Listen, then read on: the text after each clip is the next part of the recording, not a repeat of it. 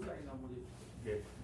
할렐루야. 주일 예배에 참석하신 여러분을 환영하고 사랑하고 축복합니다. 오늘 저는 어린 양 예수라는 제목으로 하나님의 말씀을 선포하겠습니다. 여러분, 밴드에 제가 어린 양 예수, 그래도 시인 목사님을 만나서 그렇게 압축 요약을 잘 해놨단 말이에요. 그것이 오늘 설교의 핵심입니다. 제가 이렇게 우리 성모다의 교회에 와서 우리 전도사님한테 처음 부탁한 게 뭐였냐 하면, 혹시 성도들이 안 나오면 기도해라. 바로 전화하지 마라. 그것을 우리 권사님한테 권면을 했어요. 왜냐하면 권사님은 그걸 사랑인 줄 알고 맨날 안 나오면 바로바로 성도들에 전화해요. 그것은 하나님이 일하심을 방해하는 일이 될 수 있다는 거예요. 물론 몸이 아프면 당연히 신방을 가야 되는데 그런 상황이 아니면 내가 지금 어떻게 해야 될 것인가 하나님 앞에 고민하고 묻고 나가야 된다는 거예요. 그렇지 않고 그냥 가서 인간적인 방법으로 달래주고 그러면 결국은 신앙이 성장하지 않는다는 거예요. 내가 우리 사모한테도 그래요. 목사님 전화해볼까요? 아니다. 하나님하고 독대할 수 있는 시간을 줘라. 항상 신앙생활은 하나님하고 독대할 수 있는 시간을 주는 거예요. 왜요? 우리가 혹시 잘못하면 우리의 열심과 우리 인간적인 방법으로 하나님의 일하심을 방해할 수 있다는 거예요. 그래서 어떨 때는 좀 낙심된 성도가 있고 또 참석하지 않는 성도가 있으면 하나님 앞에 기도하고 내비두게 두는 거예요. 그래서 하나님께서 그 상황에 대해서 깨닫게 해주시는 거예요. 내가 생명의 말씀을 듣는 자리에 목숨을 걸고 가야 될 것인가, 아니면 더 좋은 말씀을 전하는 대로 가야 될 것인가. 그러나 하나님과 독대해서 만날 시간을 달라는 거예요. 그렇기 때문에 여러분, 바로 전화하는 게 사랑처럼 보이지만 오히려 신앙을 방해할 수 있다. 그래서 제가 사모한테 그랬어요. 나에게 전화하려면 나한테 물어보고 해라. 함부로 전화도 하지 마라. 왜요? 아픈 성도들은 신방을 가서 예배를 드려주는 게 당연하지만 때로는 성도들이 하나님과 만날 수 있는 그 접촉점을 좀 주기 위해서 시간을 주라는 거예요. 시간을 주라. 이것이 신앙생활의 하나의 방법이 되겠습니다. 여러분, 제가 어느 날 이제 신방을 갔는데 우리 목사님이 오신다고 집사님이 상다리가 부러지게 차렸어요. 완전히 진수성찬이에요. 그런데 막상 참 식성이 좋은 나도 막상 먹으려고 하니까 먹을 것이 없어요. 왜 그랬을까요? 준비한 집사님의 성의와 정성이 부족해서일까요? 아닙니다. 내 입맛에 맞는 것이 하나도 없기 때문이에요. 집사님이 좋아하는 것, 우리 목사님도 당연히 내가 좋아하는 거 좋아할 거야. 그래서 상다리가 부러지게 새벽부터 저녁까지 땀 흘리고 준비했는데 목사님이 가서 억지로 한숨을 뜨다가 못 듣는 거예요. 왜 제가 서두에 이 말씀을 드리는가 하면, 여러분, 오늘날 한국교회 신앙생활이 이렇다는 거예요. 아무리 열심히 무언가를 분주하게 상다리를 차려드려요. 이 상다리가 하나님이 좋아하실 것이다, 하나님이 기뻐하실 것이다 하고 진수성찬을 차려놨는데 인간들이 정해놓은 잔치상을 벌리놓고 하나님 좀 잡수세요, 하나님 좀 잡수세요 이렇게 한다는 거예요. 인간의 열심과 정성이 부족해서 하나님께서 그걸 안 잡수는 게 아니고 하나님이 드시는 밥상이 아니기 때문에 받지를 않는 거예요. 그래서 여러분, 신앙생활이라는 것은 열심과 정성 이전에 알미라고 했어요. 여러분, 신앙이라는 건 열심과 정성 이전에 알고 신앙생활을 해야 된다는 거예요. 그래서 요한복음 17장 3절에 이렇게 말합니다. 영생은 그 유일하신 하나님과, 유일하신 참 하나님과 그가 보내신 자 예수 그리스도를 아는 것이다. 아는 게, 이게 바로 영생이라는 거예요. 여러분, 모르고 아무리 진수성찬을 차려놓고 인간들의 밥상을 차려놓고 하나님 이거 좀 잡수세요, 이거 참 맛있어요, 드셔보세요 해도 하나님은 그 밥상 안 먹는 거예요. 그러므로 신앙생활이라고 하는 것은 열심의 문제가 아니에요. 알의 문제라는 거예요. 영생은요, 아냐 모르냐가 달려있는 거예요. 열심으로 우리가 정성을 다 바쳤냐, 그것이 핵심이 아니다는 거죠. 오늘 본문에 세례 요한은 예수님을 증거하라고 보내심을 받은 자입니다. 그래서 세례 요한의 관심사는요, 온통 자기 뒤에 오시는 예수님에게만 있어요. 세례 요한 속에는 예수 그리스도의 증거로 가득 채워져 있기 때문에 자기를 부인할 수가 있어요. 그래서 예수님의 거의 모든 제자들은요, 처음에 세례 요한의 제자였단 말이에요. 근데 너희 나에게 오지 마라. 이제 진짜 너희를 이끌 선생이 오셨다. 예, 그분이 누구냐? 예수님이시다. 그래서 자기를 따르는 그 세례 요한의 모든 제자들을 내쫓았어요. 어디로요? 예수께 보낼 수 있었단 말이에요. 하나님께서 세례 요한에게 예수님을 세상에 알리려고 요단강에서 물세례를 베풀도록 하셨죠. 예, 예수님은요, 세례 요한에게 세례를 받아요. 여러분, 이것이 기가 막힌 사건이에요. 여러분, 왜 예수님이 세례 요한에게 세례를 받을까요? 여러분, 구약의 마지막 선지자가 누구라 그래요? 세례 요한이잖아요. 그러니까 구약의 모든 율법의 죄, 우리는 율법을 안 지키면 죽거든요. 그 모든 율법의 죄를 누구에게 전가시키는 거예요? 예수님께 전가시켜서 예수님의 십자가의 죽음으로 그 모든 죄가 소멸되는 거예요. 그래서 양에게 죄를 전가시킨 것 같이 세례 요한이 예수님께 모든 죄를 전가시켜서 십자가에 죽으신 거예요. 세례 요한이 예수님에게 세례를 베풀자 갑자기 성령의 비둘기 형상으로 예수님에게 임하시고 하늘에서 이분이 바로 하나님의 아들이라는 음성을 듣게 합니다. 하나님께서 말씀하신 그리스도가 바로 이분이라고 음성을 듣게 돼요. 그리고 이튿날 세례 요한은요, 예수님을 보는 순간에 놀라고 맙니다. 왜냐하면 세례 요한의 눈에 비친 예수님은 죄인을 위하여 죽음을 당한 운명으로 오실 제물인 것이 눈에 보였어요. 그래서 세례 요한은요, 이렇게 말합니다. 여러분, 여기 메시아가 왔습니다. 메시아가 왔습니다 하고 말하지 않았어요. 그럼 뭐라고 했었어요? 여러분, 여기 세상 죄를 지고 가는 하나님의 어린 양이 오셨습니다 하고 증거를 내요. 왜 이렇게 증거를 내냐? 이스라엘 백성들은요, 메시아를 기다렸지 세상 죄를 지고 가는 어린 양을 기다린 적이 없다는 말이에요.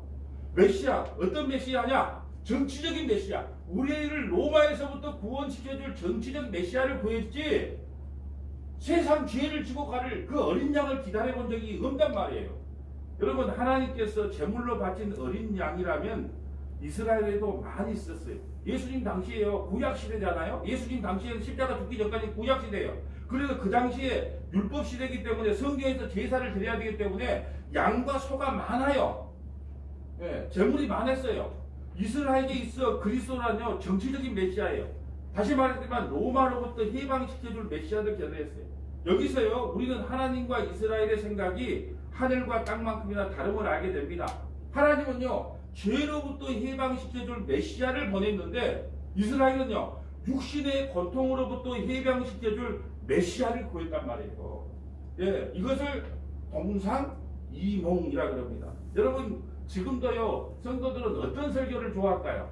목사님 마음하고 성도들 마음이 틀려요. 동상이몽이에요. 여러분, 나쁜 설교에 대해서 제가 금요일날 말씀을 드렸어요. 나쁜 설교가 뭐냐? 나쁜 설교가 뭐라고 했어요? 긍정적인 힘을 주는 것. 우리는 할 수 있습니다. 하면 됩니다. 예, 하나님 말씀을 열심히 지키고 살면 하나님께서 우리에게 복을 주십니다. 기도하면 다 됩니다. 막 좋은 설교 막 힘이 붓고 들어가죠. 이걸 가장 나쁜 설교라 그래요. 여러분, 우리 인간이 볼 때 어떤 성경 구절을 통해 할 수 있거든요. 무슨 말이냐? 능력 주신 자에서 모든 것을 할 수 있다. 그러므로 우리가 기도하면 하나님께 다 들어주고 말씀 잘 지키면 하나님께 우리에게 복 주십니다. 그러므로 우리가 한 주간 이렇게 살아야 됩니다. 막 좋아 보이죠, 그 설교가. 가장 나쁜 설교예요. 왜 그럴까요?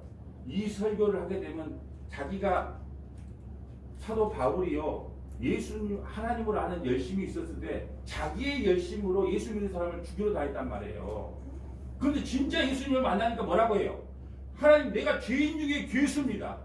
예, 이런 고백을 하게 된단 말이에요. 그런데 여러분, 우리가 할 수 있다, 하면 된다, 해보자 이렇게 되면 내가 죄인인 것이 드러나지 않기 때문에 진짜 하나님을 만날 수가 없는 거예요. 그럼 여러분, 좋은 설교는 뭐냐? 진짜 설교는 뭐냐? 나는 안 되는구나.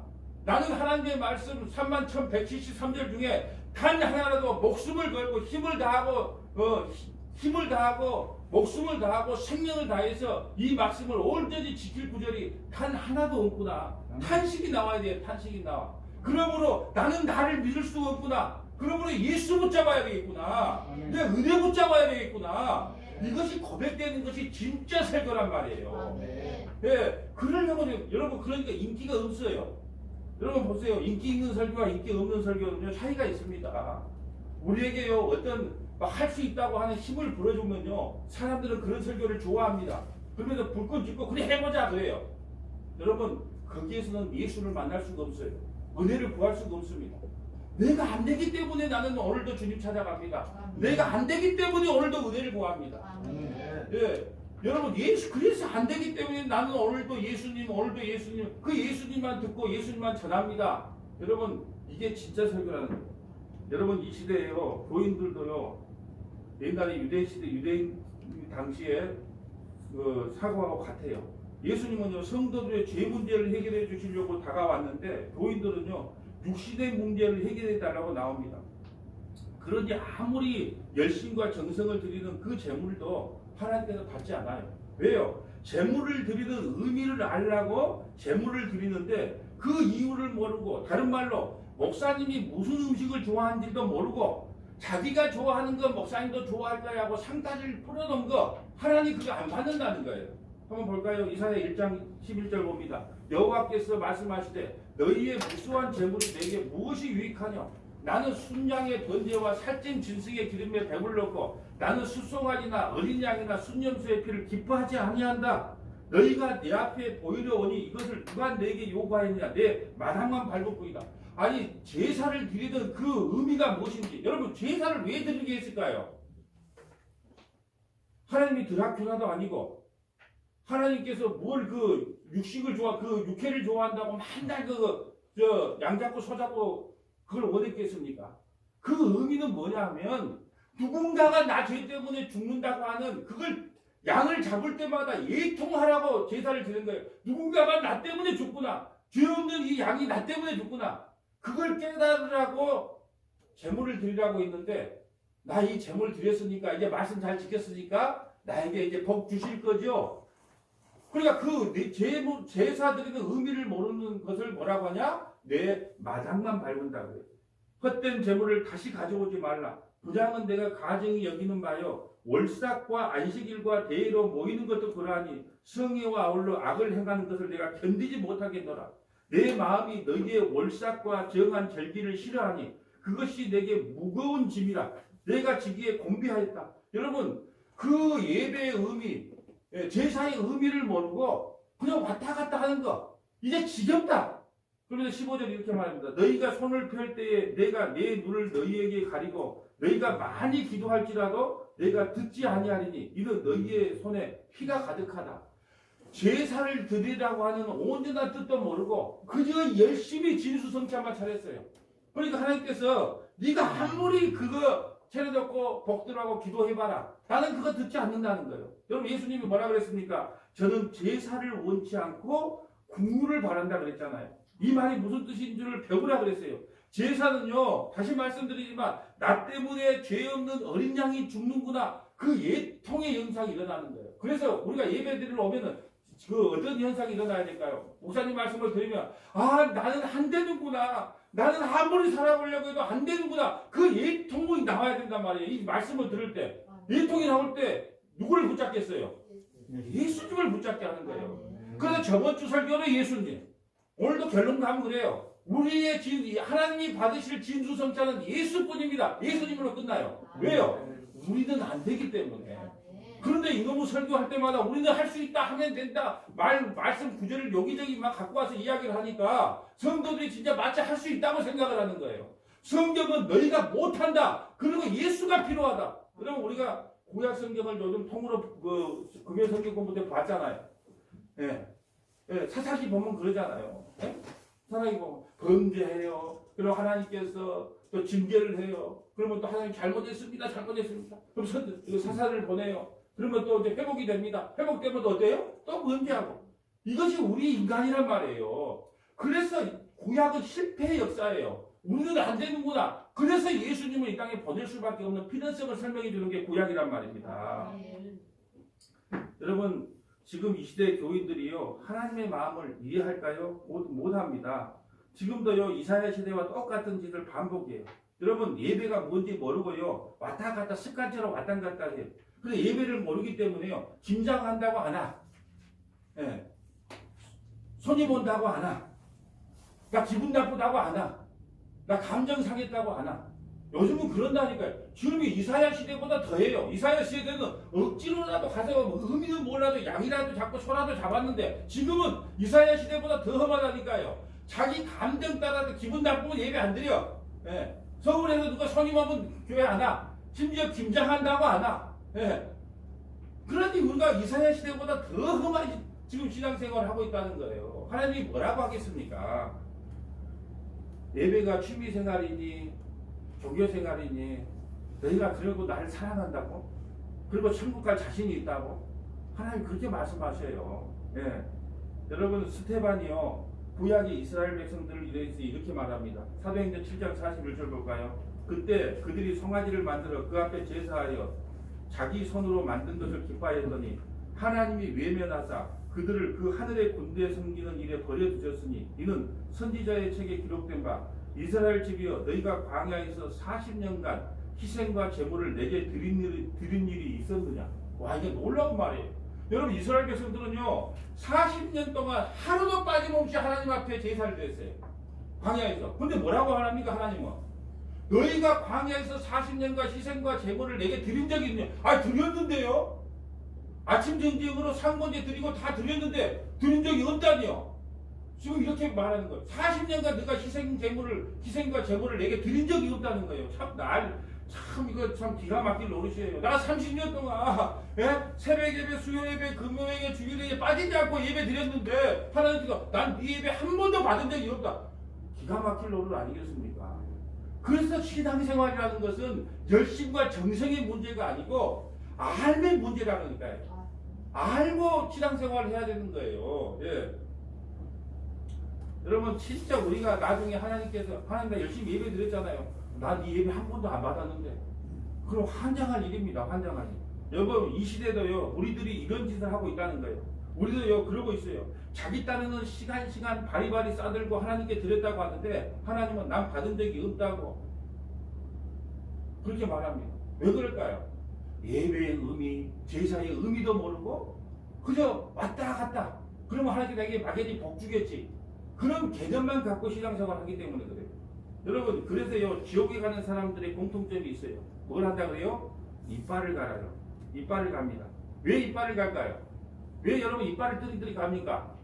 억울할 때 그래요. 억울할 때 이빨을 뜨리뜨리 가요. 네. 어떤 목사님은요 얼마나 억울하기를 성도들에게 많이 당했는가.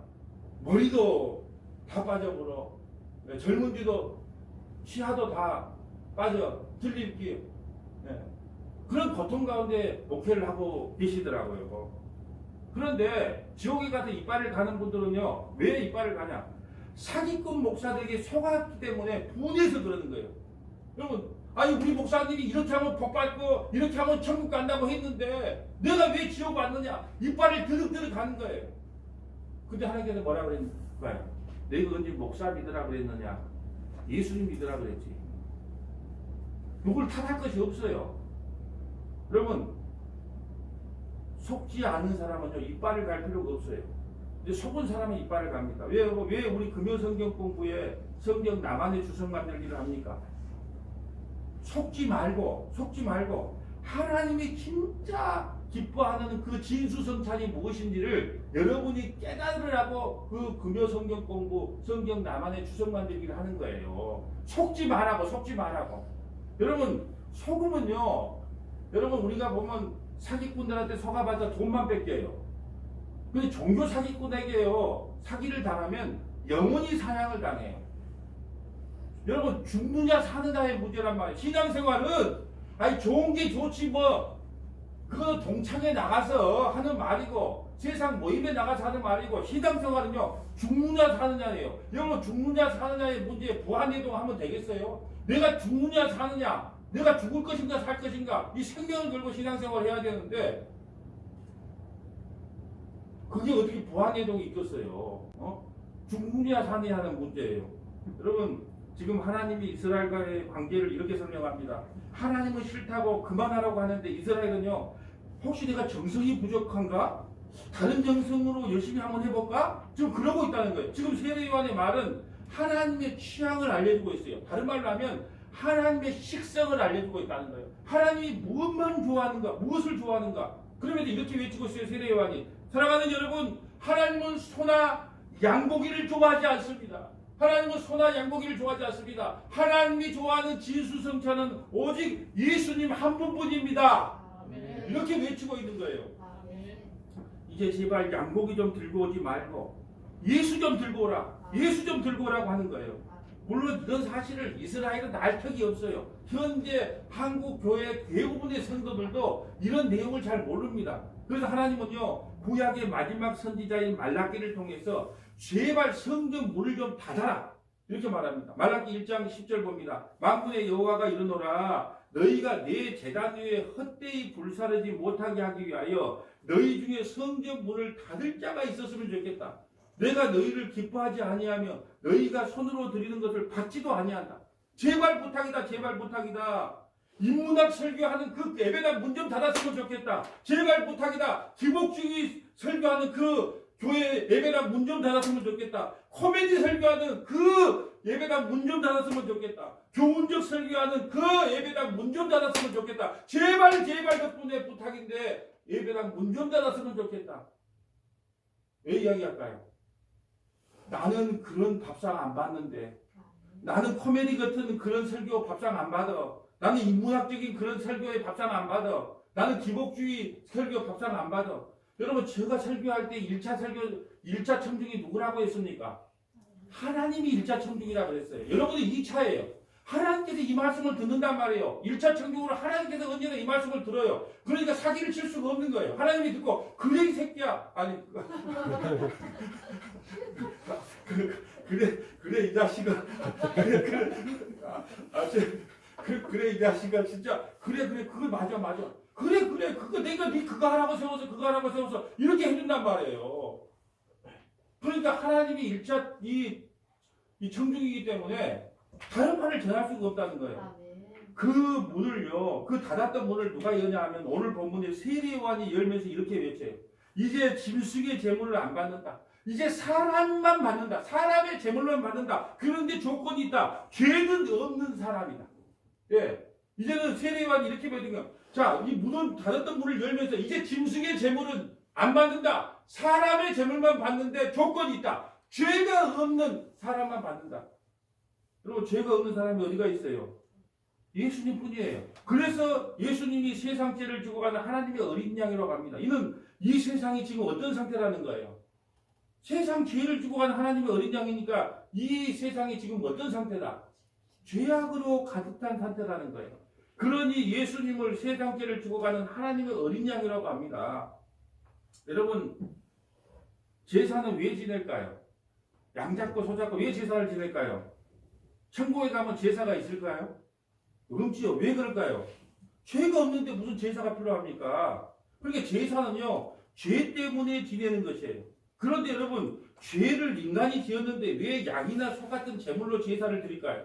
하나님이 그 죄 짓는 그놈을 갖다가 확 죽여버리면 끝납니다. 율법대로 죽여버리면 끝나는데 왜 제사를 지내게 할까요? 여러분, 출애굽기에 보면 20장부터 24장까지 시내산에 올라가서 19장에 시내산에 올라가서 20장부터 24장까지는 율법을 줘요. 십계명부터 시작해서 그 부칙들 율법을 준단 말이에요. 그리고 나서 율법을 안 지키면 어때요? 바로 죽여버리면 돼요. 그런데 하나님께서 그 위에 25장부터 출애굽기 25장부터 40장까지 성막과 제사 제도를 준단 말이에요. 그러면 너희가 이 율법을 주면 잘 지킬 걸로 알았을까요? 몰랐을까요? 당연히 못 지킨 줄 아니까 빨리 줘놓고 뒤에 바로 뭘 줘요? 성막과 제사 제도를 써서 너희는 이거 못 지켜. 그러니까 빨리 양잡을 준비해. 그렇게 하셨던 거예요. 죄인 대신에 제물로 제사를 지내라고 한 것은 그 사람을 살려주기 위함이에요.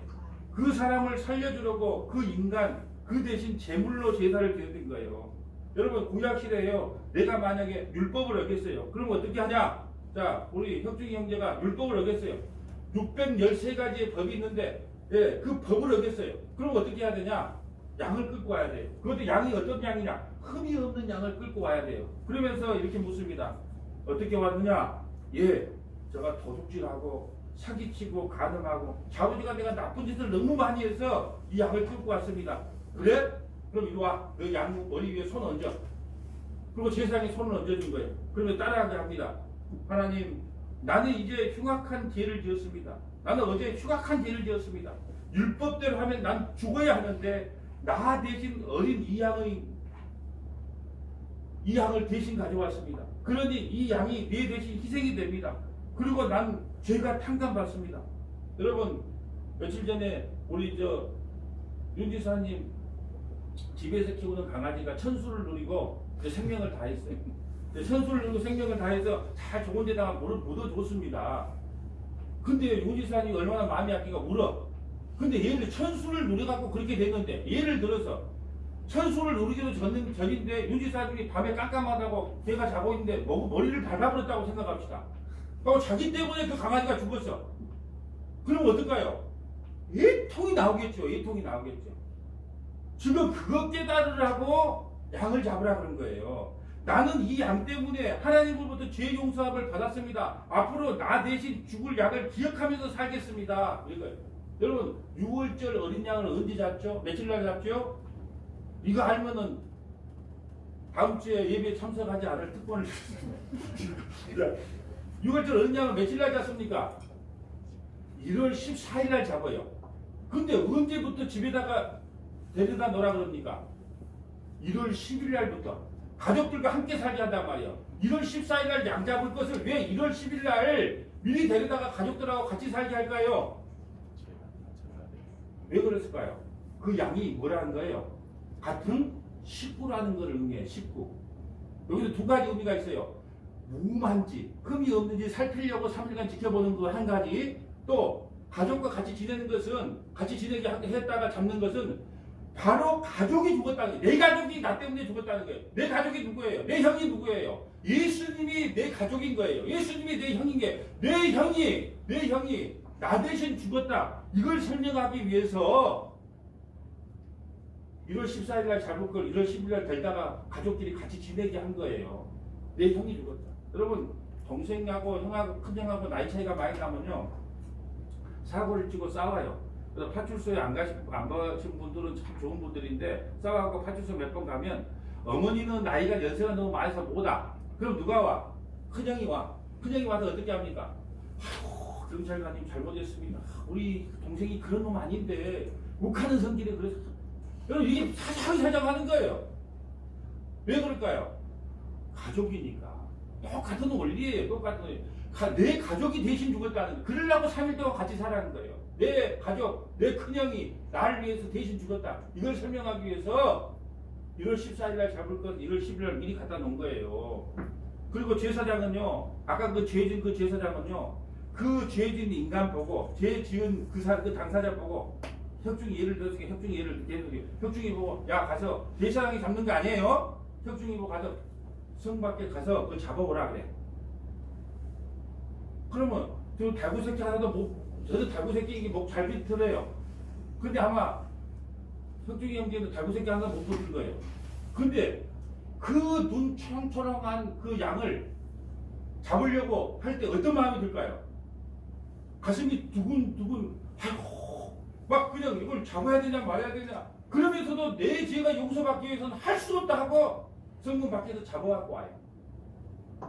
그리고 잡아갖고 오면 어떠냐? 제사장이 그걸 태워서 하나님 앞에 드리고는 죄 문제가 완전히 깨끗하게 해결된 거예요. 그러면 우리가 그 양을 잡을 때 어떤 마음이 들을까요? 아 진짜 이 죄는 내가 짓고 대신 이 어린 양이 죽는구나. 그러면서 애통이 남으라고 제사를 드리라고 한 거란 말이에요. 이런 제물의 희생으로 드려지는 제사도 한시적인 거예요.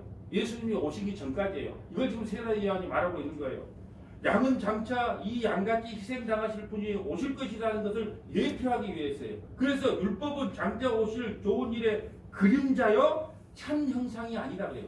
그림자는 뭐다? 율법, 양 잡는 것. 참 형상은요 복음, 예수님.